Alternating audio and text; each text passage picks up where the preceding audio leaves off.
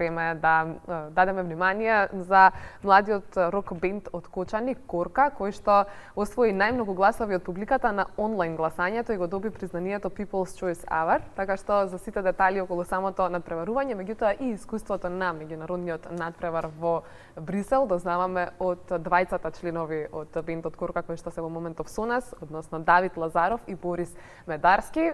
Иако останатиот дел од екипата е некаде низ заглавен низ Скопскиот метеж, ќе ги најавиме и нив, односно ќе ги кажеме кој се е дел од бендот. Меѓутоа, Давид, еве на самиот почеток и да ви се заблагодарам за гостувањето. Вие двајца утрово ни доаѓате од Кочани, па први успеавте да стигнете во македонска телевизија, но драго ми е што ќе разговараме за тоа какво е чувството да се биде меѓу толку многу млади и талентирани бендови, како што имавте можност тоа да го направите токму во Брисел. Да, и на нас ни е драго што гостуваме.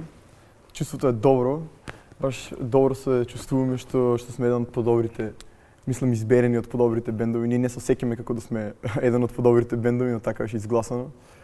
И да, имаме вложено многу труд да стигнеме до поентата каде што се наоѓаме. Бендот колку члена брои? Вие сте двајца, меѓутоа еве Борис ќе ни кажеш и кои се останатите. Вики, Давид и Нено се заглавени некаде. Низ Скопје, да. Да. Ненад е басисто на бендо, Вики тапанарка и Анастасија пее. Каква беше конкуренцијата, еве повеќе околу самото надпреварување и всушност како се одлучивте да бидете дел од овој меѓунареден надпревар? Кому должите можеби благодарност што на некој начин ве мотивирал да се пријавите и да бидете дел?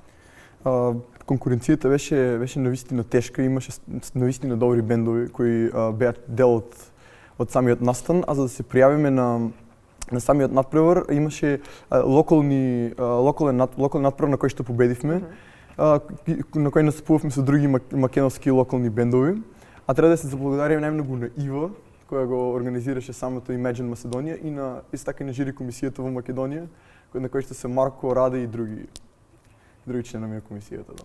Спомена беше тешко во однос на конкуренцијата, а Борис, од кои држави имаше бендови кои што исто така се представија? Бендови беа од Брисел, од Холандија, од Англија имаш бенд, од кои се други држави? Норвешка, Шведска, Унгарија. Да, и многу беа добри бендови од Белгија. Стварно им беше заслужено прво место од жири и општо задруживме се многу со нив. Целото искуство веројатно е уникатно и наистина нешто што не сте го очекувале на самиот почеток. Силна конкуренција и токму затоа и следното прашање, колку беше тешко да се освои жирито, меѓутоа и публиката, за тоа што ја освоивте прво место токму од публика. Мислам дека не беше до толку тешко, поради тоа што во Македонија многу сме сплотени, многу сме пријатели со сите и со сите што не слушаат. И наистина сите стави, сите промовира, сите гласаа и сум многу благодарен на сите што гласаа. Мислиме дека стварно е кул што земивме толку гласови. Веројатно кога отидовте за Брисел, немавте некои големи очекувања, барем така низ разговорот вие истакнавте. Меѓутоа, во однос на подготовките пред самиот настап и со што всушност се представивте и како бенд Корка, меѓутоа и Македонија на овој меѓународен надпревар, што беше вашиот избор за надпреварувањето?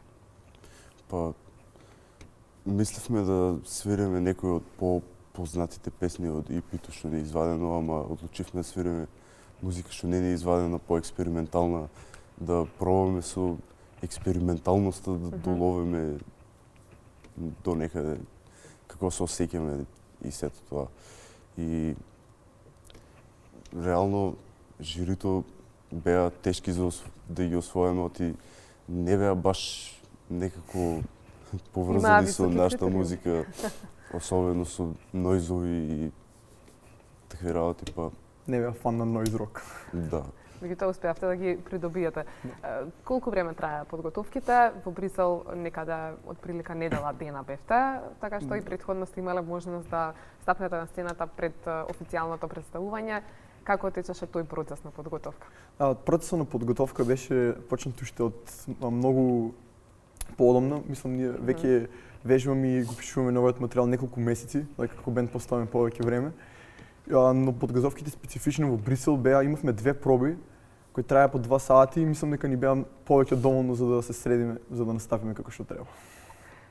Вашите очекувања се задоволени и секако се враќате со реално голем успех и навистина и од видеоинсерти за кои што ги гледаме во моментов изгледате сите како бенд многу автентично, таков е и вашиот звук, така што кои ви се вашите најголеми музички влијанија? Дали можеби од домашната сцена или сепак воведувате во македонскиот ваш бенд странска музика?